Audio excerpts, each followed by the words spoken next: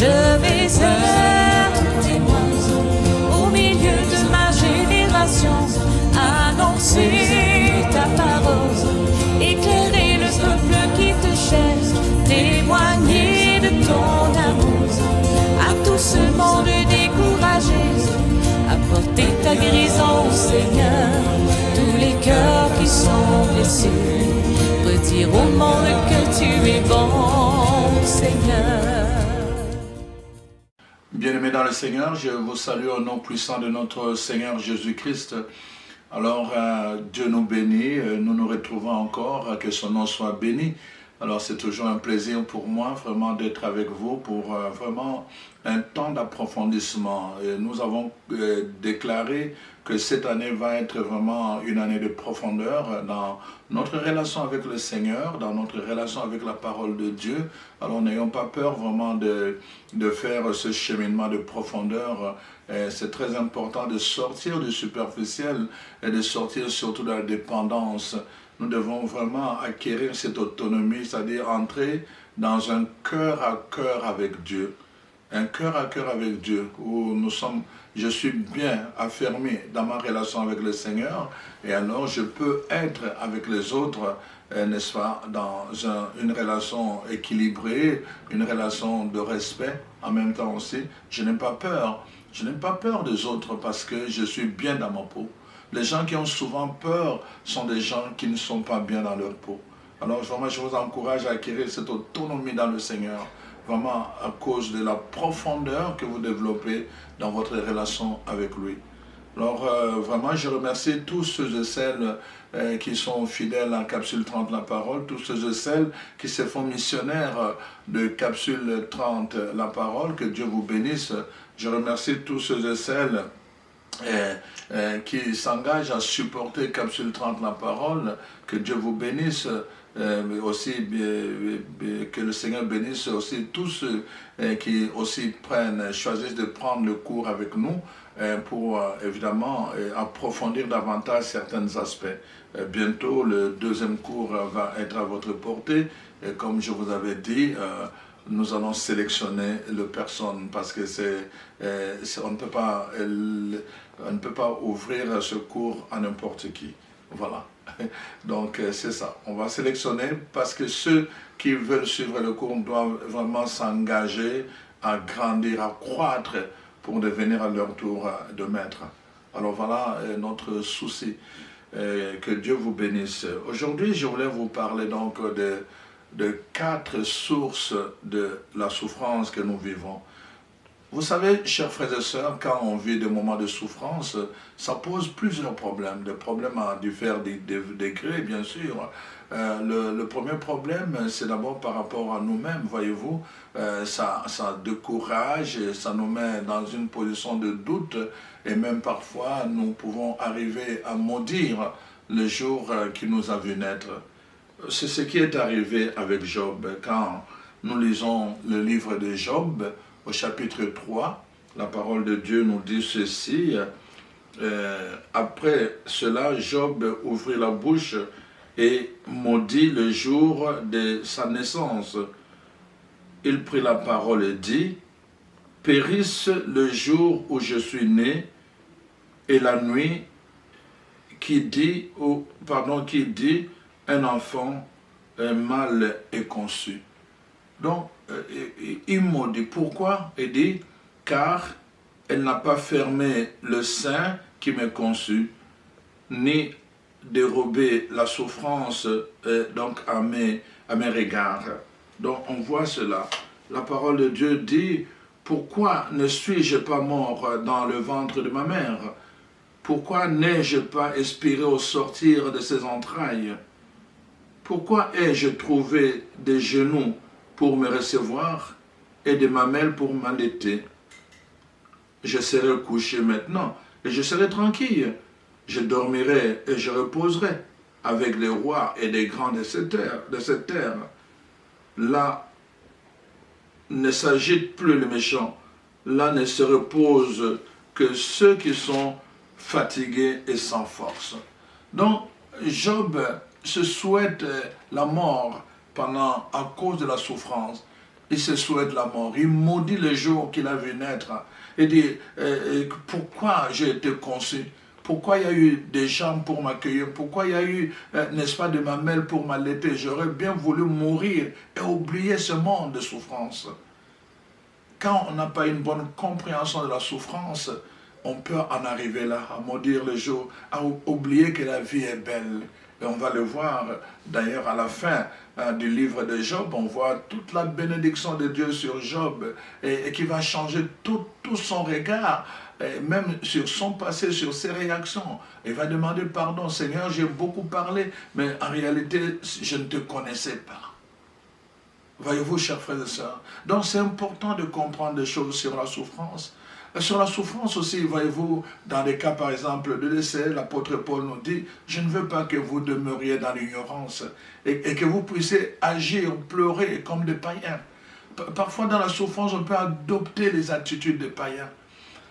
On n'arrive plus à se démarquer, on n'arrive plus à prendre distance et on se retrouve à réagir exactement comme les païens réagissent.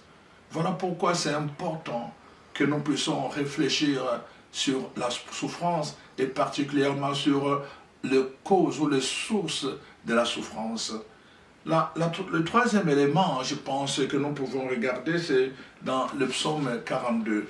Donc, la souffrance pose aussi le problème de Dieu. Toute la question de Dieu est soulevée. Les gens, dans le psaume 42, la parole de Dieu dit, n'est-ce pas, que mes larmes sont devenues ma nourriture jour et nuit, pendant qu'on me dit sans cesse, où est ton Dieu? Où est ton Dieu? Alors donc, on voit, ça pose un problème de Dieu. Quand les gens te voient, toi chrétien, en train de souffrir et qu'on ne comprend pas pourquoi tu dois souffrir de telle façon, alors donc ça peut poser le problème de ton Dieu. Mais quel Dieu tu pries? Où est ton Dieu pour qu'il t'abandonne comme ça dans la souffrance et qu'il n'intervienne pas? Donc voyez-vous, toutes ces questions de souffrance touchent à nous-mêmes, ça touche parfois à nos attitudes profondes et ça touche, n'est-ce pas, à notre relation avec les autres. Mais, on peut agir comme des païens, mais ça touche aussi à la question de Dieu. Et même dans le même psaume, la parole de Dieu dit, même nous pouvons être abattus. N'est-ce pas? Mon âme, pourquoi es-tu abattu? Pourquoi, n'est-ce pas, gémis-tu au-dedans de toi, de moi, pardon. Donc, pourquoi? L'âme commence à gémir. Donc, on est abattu à cause de la souffrance. Du point de vue humain, c'est normal qu'on soit abattu. Mais notre réflexion, c'est d'aller plus en profondeur. Pourquoi la souffrance? Et quelles sont les sources de la souffrance? Et comment tirer un bénéfice quand on a traversé la souffrance?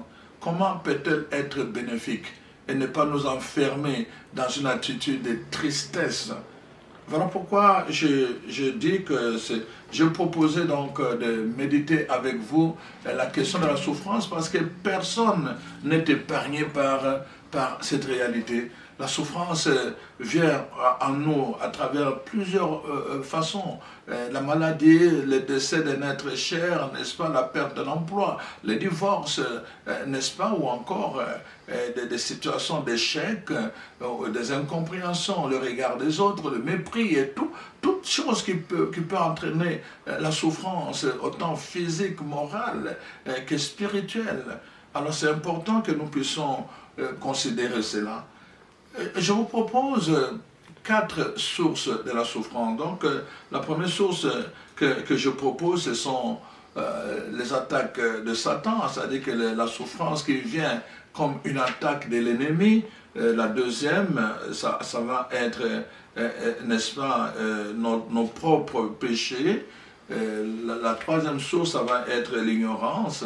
Et la quatrième, ça va être les épreuves, n'est-ce pas, que Dieu nous donne ou permet, pardon, quand il nous conduit dans notre destinée. Alors voilà un peu les 4 sources que je voulais considérer avec vous aujourd'hui. Alors donc, je commence par la première source qui est vraiment, comment je vais dire, les attaques de Satan. Nous voyons dans les livres de Job, nous donne vraiment un éclaircissement vraiment là-dessus.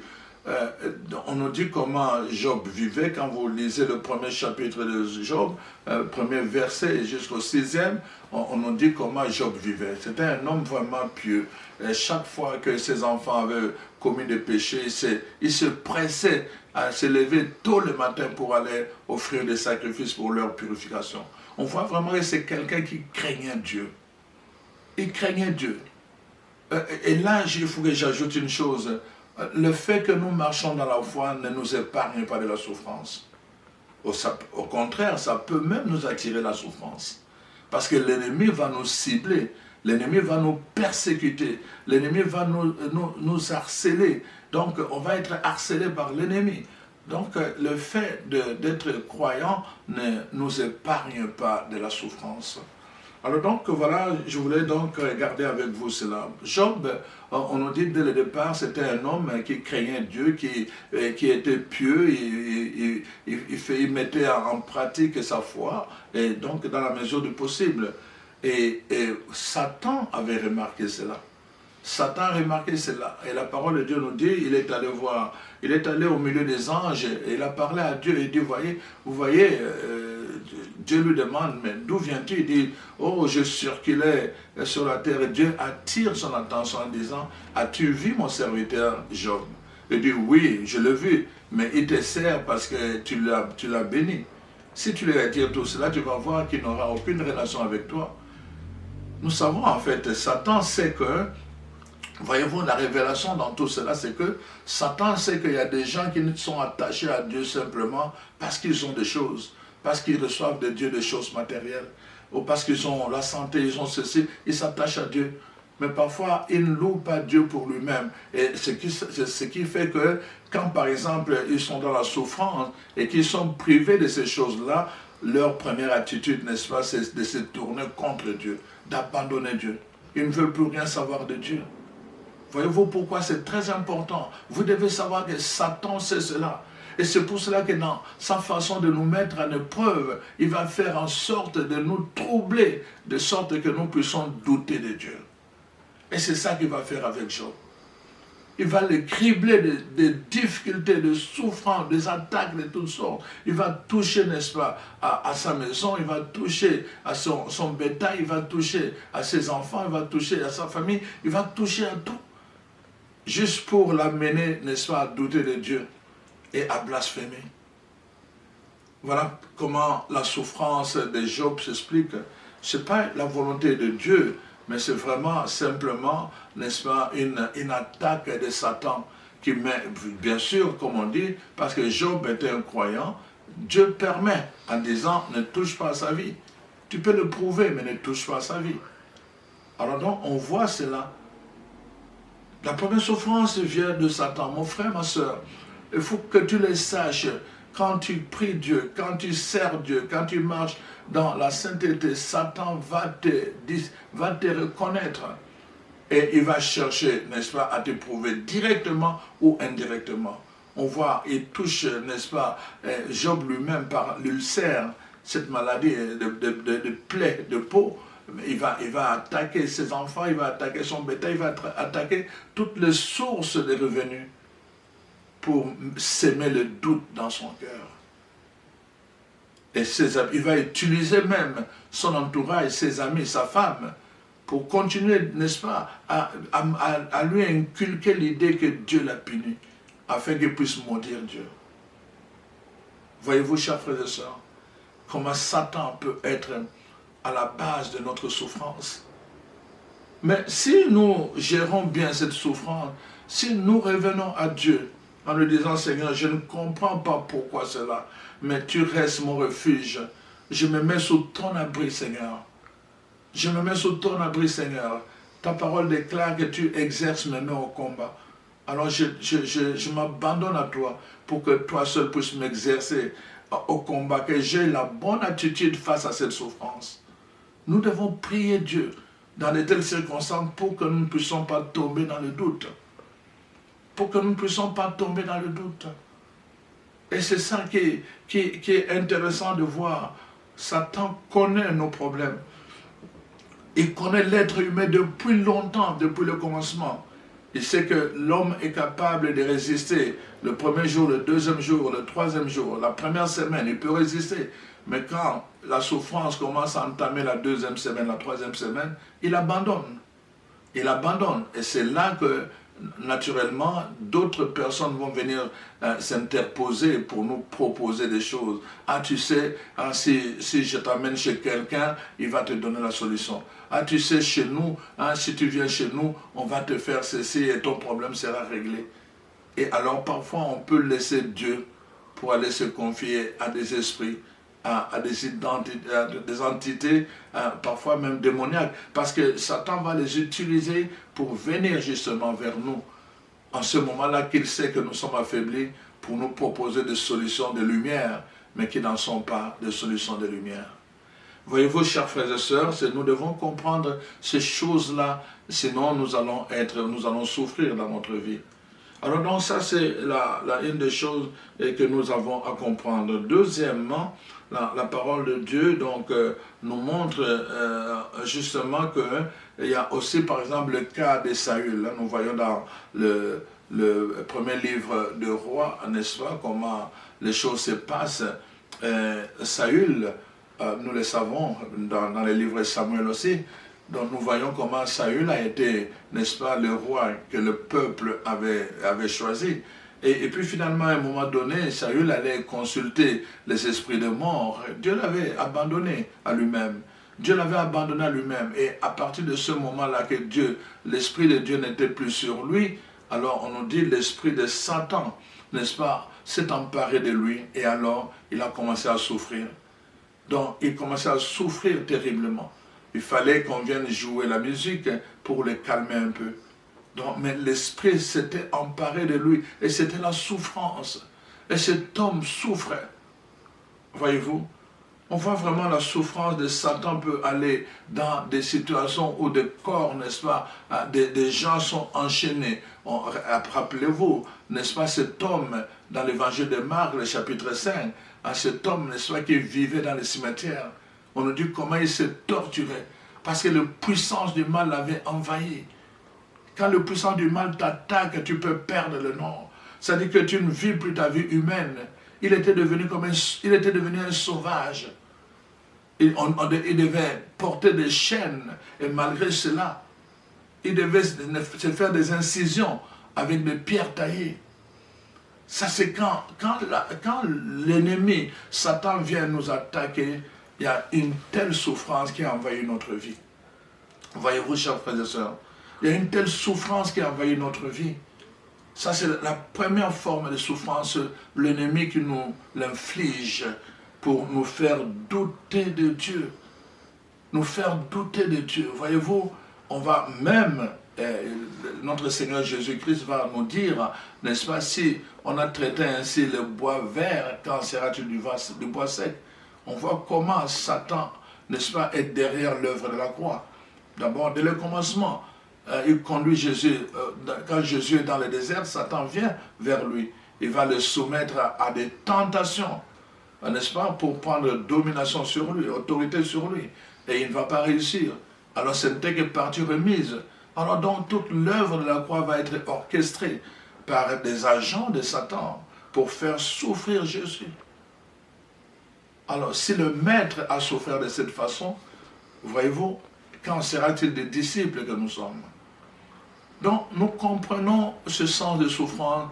Tant que nous sommes sur la terre, la parole de Dieu dit que ce monde est sous l'égide de Satan. Il est le prince de ce monde, dans 2 Corinthiens 3, verset 4. Donc Satan est le prince de ce monde et il a même voilé les gens pour qu'ils ne puissent même plus voir. Alors donc, et puis ils puissent douter de Dieu. Nous devons donc être attentifs quand la souffrance arrive à notre porte pour adopter la bonne attitude et surtout savoir toujours rechercher la face de Dieu. Rechercher la face de Dieu. Dans la souffrance, nous devons rechercher la face de Dieu. Alors donc ça c'est la première chose. La première source de notre souffrance dont je disais, c'est vraiment c'est Satan, les attaques de Satan. Nos propres péchés deviennent la source de notre souffrance à partir du moment où il nous entraîne à la rébellion. C'est-à-dire que ça nous éloigne du plan de Dieu, ça nous éloigne de la volonté de Dieu, ça nous éloigne de la main protectrice de Dieu. Et quand nous ne sommes plus sous la protection de Dieu, à cause, n'est-ce pas, de notre égoïsme et de notre propre vouloir, qui s'oppose au vouloir de Dieu, alors en ce moment-là, nous sommes exposés nous-mêmes. Voyez-vous, l'histoire de Dieu nous garde et nous guide, n'est-ce pas, à travers de lois. Ces lois-là sont comme une clôture pour nous protéger. À partir du moment où nous refusons, n'est-ce pas, de marcher dans la clôture parce que nous voulons une certaine liberté, alors donc nous nous exposons. Nous connaissons ceux qui le savent, l'histoire de la chèvre de M. Séguin. Il était vraiment bien nourri dans un enclos. Mais chaque fois, à travers la fenêtre, il voyait la montagne. Et chaque fois, il se disait toujours, ah, en tout cas, l'herbe qui est derrière la montagne doit être meilleure que ce qu'on me donne ici. Et chaque fois comme ça, chaque fois, jusqu'à un jour, finalement, elle s'est échappée. Et elle a commencé à courir vers la montagne, dans la joie. Elle a commencé à courir pour aller goûter à cette herbe qui était là. Et quand elle est arrivée là-bas, il y avait des loups qui étaient là. Et les loups l'ont attrapée. Et le récit dit, et la chèvre de M. Séguin n'est plus jamais revenue. Parce qu'elle ne savait pas que cet enclos était là en même temps pour la protéger. J'ai déjà raconté l'histoire n'est-ce pas, de ces vaches, n'est-ce pas, une des vaches, il y avait une clôture, n'est-ce pas, qui limitait la partie où on gardait les vaches. De l'autre côté, il y avait on cultivait le blé. Voyez-vous, mais les vaches, quand ils mangent les feuilles de blé, ils peuvent commencer à... Leur ventre commence à gonfler jusqu'à ça à éclater. Alors donc, à cause de cela, on avait mis une clôture. Mais, voyez-vous, il y avait une vache qui était toujours tentée à voir les feuilles de blé. Elle était tentée à tout prix. Donc, progressivement, elle venait tout le temps avec ses cornes, se frayer un chemin. Chaque fois, jusqu'à ce que le chemin était devenu assez grand pour qu'il puisse passer. Et il est passé. Il est allé de l'autre côté, il a commencé à brouter. Et puis finalement, l'enfant est venu, a vu la vache qui était vraiment, quelque temps après, qui était par terre. L'enfant est venu et il a vu la vache, le ventre avait gonflé comme si elle était enceinte. Et puis finalement, voyez-vous, elle est venue dire à son père, le père est venu voir et quelque temps après, la vache était morte. Elle avait crevé. Pourquoi ? Parce qu'elle avait traversé la clôture pour aller manger. Donc, il y a une souffrance que nous pouvons... Le péché, c'est comme cela. Les lois de Dieu sont comme une clôture qui nous permettent, n'est-ce pas, la protection. Et quand nous sortons de cette protection, nous sommes exposés à la maladie, nous sommes exposés à la mort, nous sommes exposés à la souffrance. Alors donc, voilà pourquoi le péché, ça nous éloigne de Dieu, de la main de Dieu, ça nous éloigne de la protection de Dieu. La parole de Dieu nous dit dans Isaïe 59, 1 à 2, n'est-ce pas, que ma main ne s'est pas écourtée, mes oreilles ne se sont pas non plus bouchées, mais ce sont vos péchés qui ont creusé, qui ont élevé un mur, une muraille entre vous et moi, de sorte que je peux parler, vous n'entendez plus. Dieu donne des directives. Il donne la parole derrière laquelle il y a un miracle pour nous, mais nous ne pouvons plus le recevoir, simplement parce que nos péchés ont créé comme un mur entre lui, Dieu et nous. Voyez-vous, chers frères et sœurs, c'est pour cela que nous devons faire attention à la qualité de notre vie. Nous devons faire attention aussi à la qualité de notre relation avec le Seigneur. Il y a des choses qui peuvent nous éloigner de Dieu. Il y a des choses qui peuvent nous priver même, n'est-ce pas, de l'audition de cette parole que Dieu nous donne pour notre bien, notre édification, mais aussi pour nous protéger. Quand nous n'avons pas des instructions, un peuple qui n'a plus d'instructions de Dieu, il est déjà exposé à la mort. Alors quand le péché nous éloigne et nous empêche d'entendre Dieu, voyez-vous, donc nous sommes exposés à la mort et à la souffrance. Il y a des souffrances qui viennent à cause de nos péchés. Et d'ailleurs, on les voit dans 2 Chroniques, n'est-ce pas, chapitre 25, Dieu lui-même va dire au roi, n'est-ce pas, le roi qui s'était rébellé, chaque fois qu'il s'est rébellé contre Dieu, n'est-ce pas, on voit, il y a tout le temps des malheurs qui arrivaient, Et chaque fois, Dieu lui-même va dire, si mon peuple sur qui est invoqué mon nom se repent, alors je reviendrai vers lui et alors j'exaucerai ses prières. Donc c'est ça la clé de péché, c'est la repentance. Donc Dieu vient à nous, Dieu revient à nous quand nous sommes un peuple repenti. Mais quand nous demeurons évidemment dans nos propres péchés, nous nous éloignons de Dieu, de sa main protectrice, nous éloignons de sa parole et nous n'avons plus d'instruction, n'est-ce pas, pour marcher. La parole de Dieu dit que la parole est comme la lumière pour la direction que nous devons prendre et comme la lampe pour éclairer nos pas. Et quand nous n'avons plus de parole, c'est-à-dire nous n'avons plus de lampe, c'est-à-dire nous marchons dans l'obscurité. Quelqu'un qui marche dans l'obscurité, il tâtonne. Quelqu'un qui marche dans l'obscurité tâtonne. Et donc c'est dangereux. Il peut aller s'exposer lui-même à un danger simplement parce qu'il ne voit pas clair. Voilà donc ce qui arrive dans notre vie de tous les jours et quand nous ne faisons pas attention. La troisième source que je voudrais expliquer maintenant, c'est l'ignorance. L'ignorance est aussi vraiment une grande source de souffrance pour plusieurs enfants de Dieu. Le fait d'ignorer, et d'abord l'ignorance sur notre propre identité. Quand je ne sais pas qui je suis, je peux me comporter n'importe comment. Voyez-vous, j'ai déjà raconté l'histoire de cette femme qu'on appelait Madame Poubelle. Madame Poubelle, c'était une femme, en fait, son père était millionnaire. Alors, Madame Poubelle, on l'appelle Madame Poubelle parce que quand son père est décédé, toute sa famille est décédée, il a fait comme une crise. Et alors, donc, mais il ne savait pas, que, en fait, ses parents avaient eu beaucoup de tableaux qu'ils avaient collectionnés. Et il ne savait pas cela. Et des tableaux qui valaient très très cher, qui valaient des millions. Et cette femme a passé sa vie comme ça, il est devenu comme détraqué, et puis passé sa vie, n'est-ce pas, dans la rue, en train de ramasser des poubelles. Il ramassait des poubelles, c'est comme ça on lui a donné le nom de Madame Poubelle.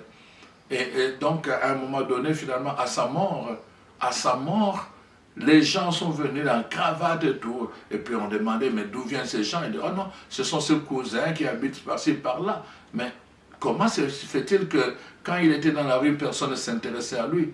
Et là, on répond, on dit non, ils ne sont pas venus pour elle, ils sont venus parce que ses parents ont laissé des grands tableaux qui valent des millions. Alors c'est pour savoir qui pourra hériter de ça. Voyez-vous, elle a passé sa vie dans la poubelle, mais elle ignorait qu'elle avait des millions à travers des tableaux. L'ignorance peut être une source de souffrance pour nous. Quand nous ignorons vraiment les clés, quand nous ne savons pas les clés, que nous disposons des clés, n'est-ce pas, pour faire basculer les choses.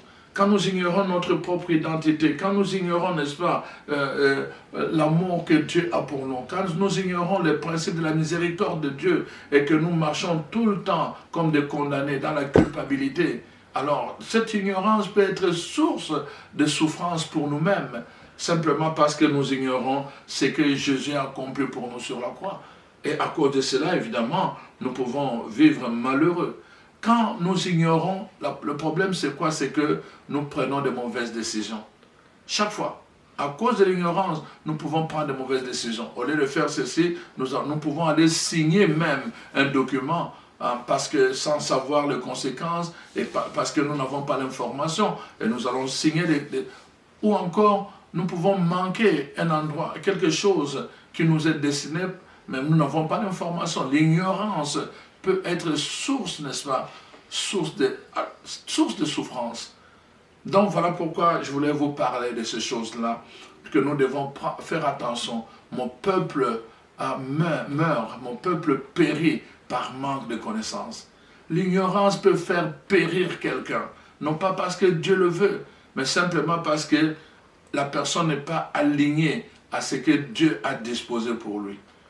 Quand nous avons la connaissance nous donne accès à des endroits. La connaissance nous donne accès à des personnes. La connaissance nous donne accès à des trésors. La connaissance nous donne accès à des vérités. La connaissance nous donne accès, n'est-ce pas, à des situations. La connaissance nous donne accès à beaucoup de choses, à notre miracle. La connaissance nous donne accès. Donc nous avons besoin, n'est-ce pas, pour résoudre ce problème d'ignorance, nous devons acquérir la connaissance. Et la première connaissance, ça concerne les promesses de Dieu, la parole de Dieu, ce que nous sommes à partir du moment où nous avons accueilli Jésus-Christ. Qui sommes-nous en Jésus-Christ et qu'avons-nous en Jésus-Christ? Quand nous comprenons et nous répondons à cette double question, qui sommes-nous en Jésus-Christ et que recevons-nous, qu'avons-nous en Jésus-Christ, alors nous venons résoudre le problème de la connaissance. Voyez-vous, le problème de l'ignorance qui est la source de notre souffrance. On voit dans beaucoup de pays, beaucoup de richesses, ils détiennent beaucoup de richesses, mais l'ignorance dans la façon de gérer, d'extraire ou de gérer ces richesses fait que la population meurt dans la pauvreté. Alors donc, voici les trois sources d'abord que je voulais vraiment vous donner de façon, des sources qui ne viennent pas de Dieu. Ces souffrances ne viennent pas de Dieu. Donc ça peut venir de l'ennemi Satan, ces souffrances peuvent venir de nous-mêmes, ces souffrances peuvent venir aussi de l'ignorance. Donc à partir du moment où nous comprenons cela, alors nous comprenons que cela est bon. Maintenant je termine avec la dernière source, n'est-ce pas, qui font partie des épreuves. Les épreuves, n'est-ce pas, que Dieu permet sur notre chemin de destinée. Il y a des épreuves que Dieu va permettre, voyez-vous. Donc, tout ce qui nous arrive, tout ce que nous avons vécu, n'est-ce pas, a été pour développer quelque chose en nous, quelque chose de précis dans notre marche, dans notre mentalité, dans notre caractère, mais en vue d'atteindre notre destinée. Il y a des choses que le Seigneur va permettre. Mais des souffrances, parfois, ils sont reliées simplement à notre marche vers notre destinée. Quand nous prenons le cas de Joseph, par exemple, donc Dieu savait qu'il y aurait une sécheresse qui allait venir. Et pendant cette sécheresse, ça prenait quelqu'un pour être dans un bon endroit pour pouvoir accueillir les enfants d'Israël.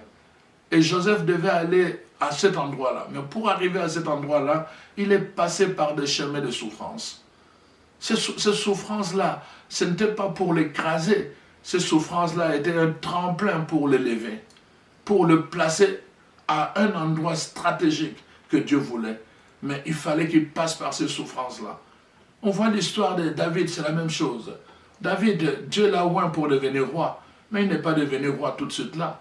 Il fallait qu'il soit façonné, que son cœur soit façonné, qu'il puisse avoir vraiment le cœur d'un roi avant même d'être intronisé comme roi, avant d'habiter le trône du roi. Alors David a connu des années de souffrance en train de fuir le roi Saül. Il a connu tout cela, mais ce n'était pas pour le punir. Tout cela n'a fait que l'affermir. Donc il y a des situations de souffrance que nous avons dans notre chemin, c'est pour nous préparer. Moi j'ai été beaucoup malade dans ma vie et je pense que ça m'a préparé à acquérir beaucoup de compassion aujourd'hui. Je suis une personne très compatissante, mais je le dois, n'est-ce pas, à toutes les souffrances que j'ai vécues dans ma vie antérieure. Donc c'est important de comprendre qu'il y a des choses que Dieu lui-même va permettre, mais le but n'est pas, n'est-ce pas, de nous écraser. Le but de ces souffrances-là, c'est de nous fortifier, de nous affermir dans un rôle que nous aurons à jouer. Alors nous allons passer par ce genre de souffrances. Le peuple de Dieu, Dieu lui-même a choisi, la Bible dit, il aurait pu le faire passer par le chemin le plus court, mais il a choisi le chemin le plus long, à travers lequel ils ont eu à souffrir.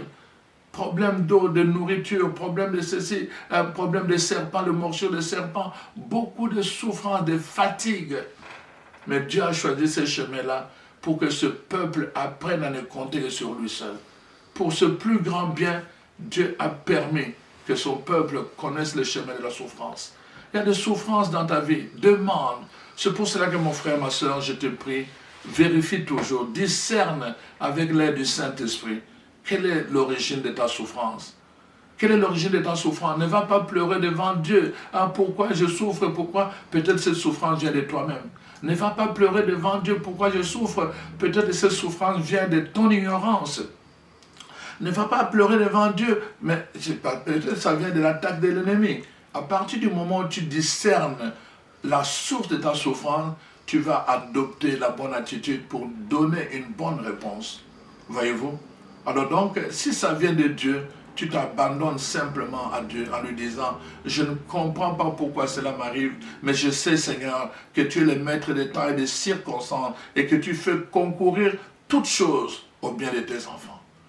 Alors je prie Dieu vraiment, que quel que soit ce que vous vivez en ce moment, que le Dieu d'Abraham, d'Isaac et d'Israël, vraiment le maître des temps et des circonstances, fasse concourir toutes choses à votre bien.